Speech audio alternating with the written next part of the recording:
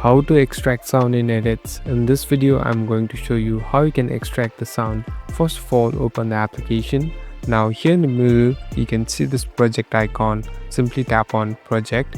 Here you can see these projects available, so you can create a new project or open the older one.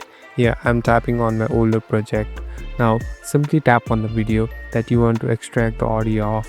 Now swipe right until you find the option called extract audio. Tap on extract audio, so it will take some time, and as you can see on the top it has produced this extracted audio. So it has splitted the video and audio, and we can use and adjust the audio however you like. Thank you for watching this video. I hope this video will help you.